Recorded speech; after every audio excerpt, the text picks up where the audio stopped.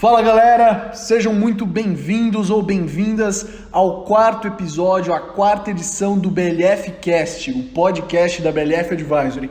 Meu nome é Bruno, sou o CEO da BLF, se apresentem aí pessoal. Opa, e aí pessoal, sou o Martin, sou sócio da BLF e estou aqui na minha segunda participação de podcast. Fala pessoal, aqui é o Mulder, estou na minha terceira participação eu acho no podcast, e é isso aí, vamos lá.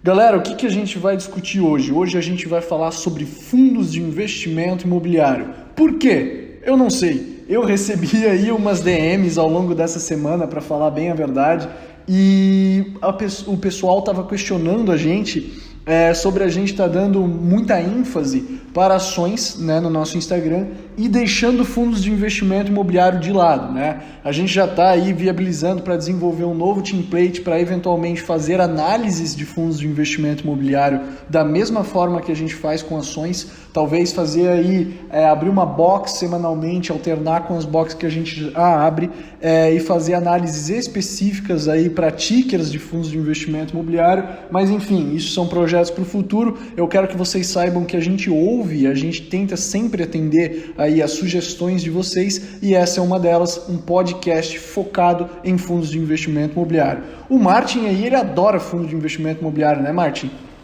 Opa, eu sou um pouco suspeito em falar, eu tenho acho que 41% da minha carteira em fundos imobiliários e eu até prefiro fundos imobiliários a ações, né? Mas isso não é uma recomendação, coisa do tipo, mas eu gosto de ver aqueles centavinhos pingando todo mês, é uma maneira, eu acho, legal de se manter focado nos teus investimentos e sempre buscando mais. E o que tu acha dos fundos imobiliários, ô Mulder? Tem opinião formada? Eu atualmente não tenho fundos imobiliários na minha carteira, eu acho eles extremamente interessantes, a proposta que eles oferecem para você. Atualmente a gente consegue calcular uma rentabilidade dos fundos imobiliários superior até à própria alocação de imóveis físicos, né? A gente já fez esse cálculo várias vezes com vários fundos imobiliários e eu atualmente não tenho na minha carteira por uma questão de dinheiro mesmo, de caixa, mas eu certamente no futuro vou estudar mais e vou adquiri-lo na minha carteira. Eu particularmente gosto muito de fundos imobiliários, foi uma das classes de ativo que eu mais me dediquei para estudar, principalmente quando eu estava começando, por isso que eu tenho um e-book sobre fundos imobiliários, né? Hoje eu também não tenho fundos imobiliários na carteira, tá? Desde aí do começo do ano, porque eu tive que alocar capital em outros investimentos fora da Bolsa de Valores, né? Eu acabei aí optando por sair dos fundos de investimento imobiliário, mas já estou estudando, já estou fazendo caixa aí para futuras aquisições dentro dessa classe. O Mulder estava comentando ali da questão dos fundos imobiliários serem mais atrativos, serem mais rentáveis que o aluguel de imóveis físicos, e isso é um fato, né? Hoje, principalmente por causa da pandemia, os aluguéis ou foram reduzidos ou você perdeu o inquilino, né? Na maioria dos casos. E fundos imobiliários, além de tu ter aí um percentual de dividend yield, um percentual de remuneração proporcional ao valor da sua cota, ao seu capital aplicado, né? Em detrimento dos imóveis, essa remuneração é melhor. Tem a questão ainda do imposto de renda. Por mais que tenham surgido boatos aí, teve até a pretensão da parte do governo em tributar os rendimentos provenientes de fundos imobiliários. Fato é que hoje eles são isentos de imposto de renda e continuarão sendo aí pelo andar da carruagem aí da reforma tributária. Então isso já é uma baita de uma vantagem. O rendimento do fundo imobiliário, diferentemente do aluguel que você receberia alugando uma sala comercial, por exemplo, é isento de imposto de renda. Eu acho que justamente esse é o ponto que é atrativo, né? Bem atrativo na verdade nos fundos imobiliários, né? É tu ter os seus rendimentos mensais isentos, né, de imposto de renda. Então tu sabe que aquele centavinho que tu ganha vai 100% para ti, né? Vai líquido ali. Então essa parte eu acho bem interessante.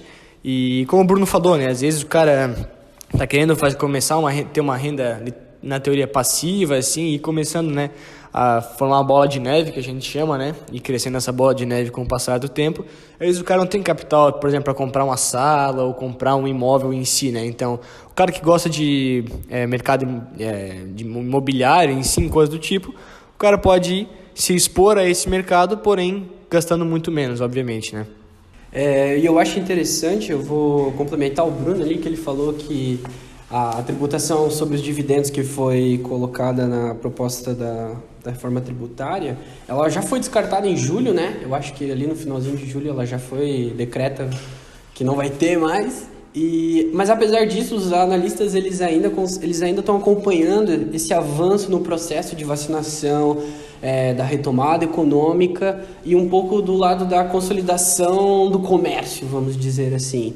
Mas eu queria perguntar para vocês, que vocês têm mais conhecimento aprofundado disso do que eu queria perguntar para vocês o que vocês acham do aumento da Selic sobre os fundos imobiliários. Eu acho que é um fator muito interessante para vários pontos aqui. Cara, eu juro por Deus, tá? Que eu já ia levantar a mão para falar sobre isso agora.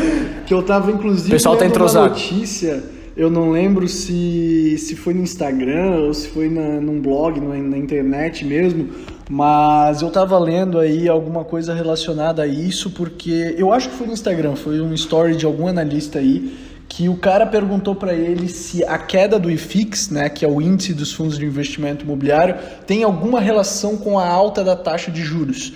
Isso é óbvio, né? Não é apenas atrelada aí a queda do IFIX à taxa de juros, obviamente não tem como saber isso, afirmar isso com 100% de certeza, mas logicamente isso impacta muito. Por quê? Os fundos imobiliários são ativos de renda variável. Por mais que a gente tenha uma previsibilidade, uma constância, a gente busque isso, né, nos rendimentos dos fundos imobiliários, é renda variável. Pode deixar de pagar por determinado período os rendimentos, a cotação pode oscilar aí conforme o ânimo do mercado e assim por diante. Agora, com a taxa de juros subindo, as aplicações de renda fixa, a rentabilidade de aplicações de renda fixa sobem, né? Então, se a rentabilidade de determinados fundos não tiver um prêmio, né, a gente fala um prêmio, uma vantagem em termos de risco e retorno, o pessoal tende a sair de fundos imobiliários que não remuneram acima de determinadas aplicações de renda fixa, simplesmente pelo fato de que valeria mais a pena colocar em aplicações de renda fixa. Lembrando que na renda fixa, com exceção de CRIs, LCIs, CRAs e LCAs e outras, algumas, né, a menor parte das aplicações de renda fixa que são isentas, a maioria, como Tesouro Direto, CDBs e etc., tem tributação conforme tabela regressiva. Então não basta a aplicação render mais, ter uma rentabilidade maior que os rendimentos dos fundos imobiliários, que o dividend yield dos fundos imobiliários, porque você tem que considerar também a real dessa aplicação de renda fixa, pois você vai ter que descontar aí, óbvio, além da inflação que você desconta dos fundos imobiliários, mas também o imposto de renda, porque você não efetivamente vai receber de forma líquida os seus rendimentos da maioria das aplicações de renda fixa, como é o caso que acontece com os rendimentos de fundos imobiliários, que a gente já falou que são isentos de imposto de renda. Então sim, respondendo a pergunta do Mulder, tem impacto sim a alta da Selic, a alta da taxa de juros, né, sobre o desempenho, principalmente da cotação dos fundos de investimento imobiliário.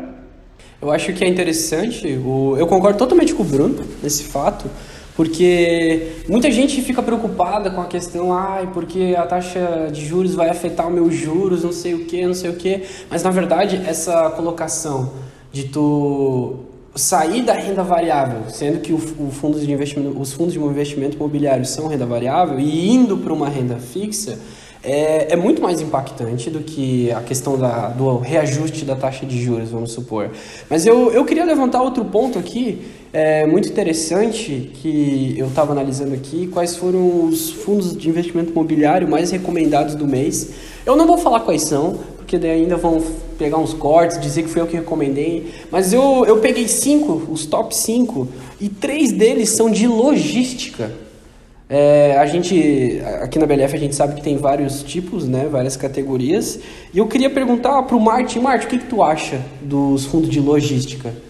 Tu prefere recebível, prefere outro tipo? Eu particularmente, né, eu invisto em fundos, né, dos 3 tipos, né, de recebíveis, de fundos e fundos de logística em si, né? E, cara, pelo que eu lembro, pelas análises que a gente está fazendo hoje em dia, eles, na minha opinião, né, não estão tão atrativos quanto os outros, né? Mas, assim, né, vai muito do que a pessoa se identifica, né? Às vezes o cara tem uma identificação maior, gosta de saber exatamente no que ele está investindo, gosta de ver, né, o shopping, por exemplo, ou o próprio galpão logístico, ou os empreendimentos em si. Então, eu assim, não culparia o cara se ele está pensando em investir nessa parte de logística, mas eu particularmente não sou tão fã assim.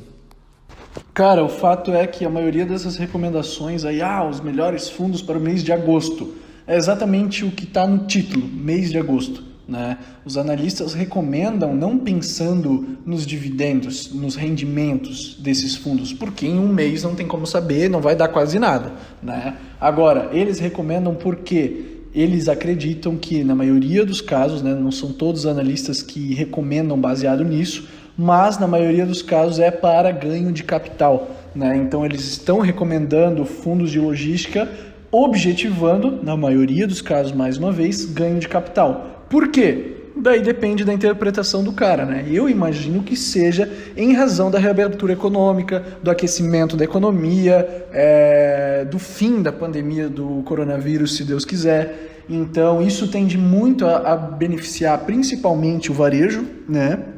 Que são os grandes protagonistas do mercado logístico, aí, de centros de distribuição e etc., que são os principais fundos de logística do país. Era exatamente esse ponto que eu queria chegar, que, na verdade, ao meu ver, e ao ver, eu acho que de todo mundo aqui, a escolha, por exemplo, de alguns analistas sobre a preferência, na verdade, sobre fundo de logística, é realmente o que o Bruno falou, a questão da reabertura econômica, expansão econômica, né? Que esses fundos, eles tendem a estar atrelado com o varejo e outros pontos interessantes. E, além disso, também a gente tem a questão do IGPM, que a gente sabe que está numa variação grande aí, tem uma variação de 12 meses, eu acho que em torno de 30%, se eu não me engano.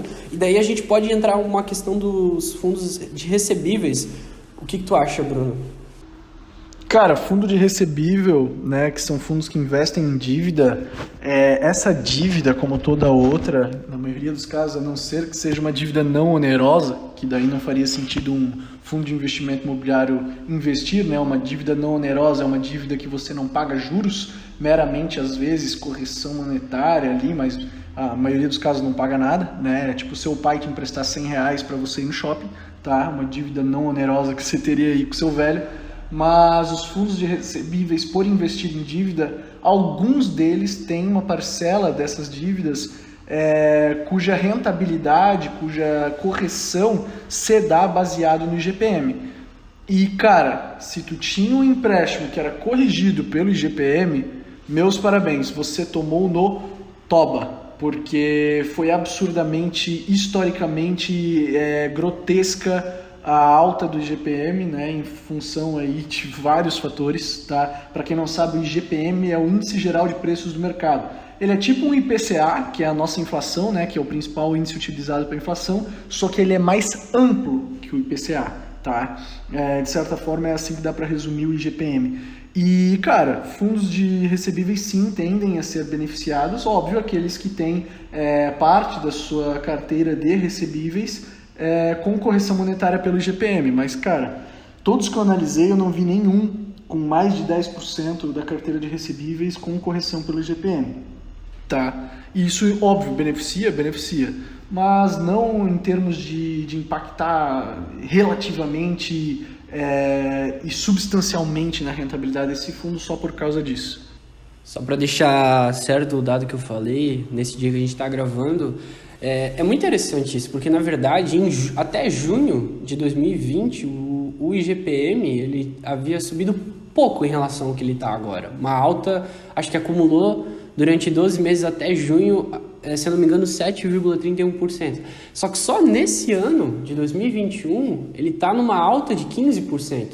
Então nos últimos 12 meses, somando mais o que tinha atrás, ele está em 35,75%.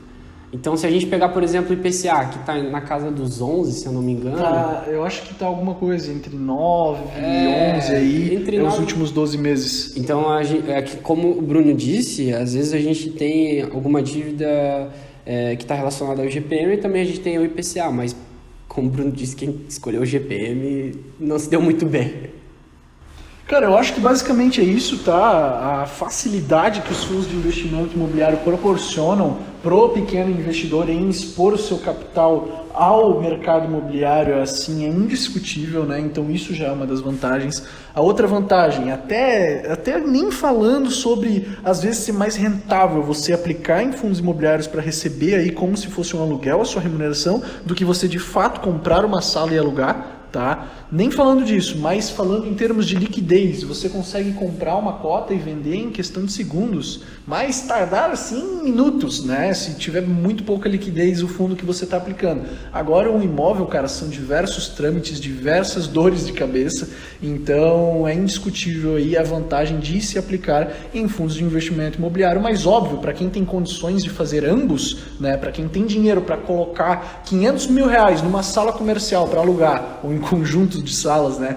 E 500 mil em fundos imobiliários, tá certíssimo, né? Uma coisa não exclui a outra. Mas para quem está começando e tem, sei lá, R$1.000 para aplicar, tu já consegue receber algo como se fosse um aluguel, colocando R$1.000 aí em 2 fundos imobiliários, por exemplo.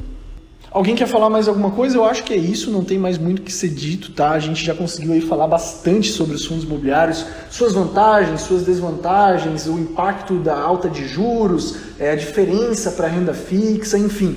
Alguém quer fazer algum comentário? Eu só acho que é interessante também porque o pessoal que entra, né, no mercado financeiro, começa a investir, às vezes está muito preocupado com variação e coisas do tipo, eu estou no vermelho, estou perdendo R$300, e fundos imobiliários, eles têm por tendência não terem variações tão grotescas quanto ações, né? Então, às vezes, tu vai lá ver teu fundo imobiliário, sei lá, uma alta dele deve ser tipo de 1%, 1,5%, a queda de 1% ao dia, nada assim que, por exemplo, a ação tem ações que sobem 15%, a gente está vendo nos exemplos hoje, então acho que isso é o que dá uma segurança legal para o investidor pequeno e para o iniciante, ele vê que mesmo assim, dando uma oscilada, o patrimônio dele se mantém relativamente estável, vamos dizer assim. Exemplo disso, hoje nós tivemos aí... Que dia que é hoje, Mulder? Hoje é dia 11. Que dia é hoje? Eu posso falar o que tu vai falar? Eu acho que eu já sei até. Pode falar. Eu tava fazendo fechamento de mercado, pessoal, hoje e fiquei assim... eu não sei nem a palavra. Porque como o Martin disse, é uma coisa que as ações conseguem trazer pra gente, que é essa surpresa da valorização e da desvalorização. Que hoje hoje é dia 11 de agosto de 2021, a gente teve uma alta do índice Bovespa, a maior alta do índice foi da BIF3, Minerva, de 14%, 15% quase, e a gente teve a maior queda do Ibovespa, que foi 15% da Qualicorp, exatamente. Então, assim, cara, vai ser muito difícil tu ver isso no fundo imobiliário. Quase praticamente impossível. Pode acontecer? Pode. Mas tem muito pouca liquidez, talvez, alguma coisa desse tipo, né? Exato. Então, assim, eu não sei pra vocês que estão ouvindo, mas 15% de alta pra cima e pra baixo não é uma coisa normal. Mas, enfim, só uma... Normal não é uma coisa que ninguém espera, né? É totalmente unexpected, inesperado aí isso acontecer, mas de vez em quando a gente vê isso na Bolsa de Valores e como eu disse no começo ali, é renda variável, né? Tanto ações quanto fundo imobiliário é renda variável, pode acontecer, mas nos fundos imobiliários acontece com frequência sim, é consideravelmente menor do que no mercado de ações. Pessoal, eu acho que é isso, tá? Eu queria agradecer aí a todos que estão nos ouvindo, queria agradecer ao Martin e ao Mulder aí pela presença, por mais uma vez estarem aí participando. É isso, mais uma vez, muito obrigado. Se você gostou desse podcast, não esqueça de deixar o seu comentário, de curtir, de compartilhar esse vídeo, compartilhar o link aqui do nosso podcast, que hoje está exclusivamente na plataforma do YouTube, tá? Sugestões, comentem, mandem pra gente na DM, podem mandar pra mim até no WhatsApp, lá no site da BLF tem um botãozinho do WhatsApp, ele redireciona diretamente pro meu contato pessoal. Quer mandar uma sugestão, quer fazer uma crítica, fazer um comentário, cara, pode falar comigo, estou 100% aberto aí a sugestões de vocês. Como eu já disse, esse próprio podcast foi sugestão de um dos nossos seguidores, inclusive agora cliente do curso, tá? Não vou falar quem é, mas ele se tornou nosso cliente do curso Investidor Independente e, mesmo que não tivesse tornado, eu já estou fazendo isso aqui porque ele pediu, ele explicou o motivo, o interesse e a gente sempre atende aí as demandas de vocês. Valeu, muito boa noite e até a próxima. Valeu, pessoal. Até a próxima. Valeu, pessoal. Até a próxima.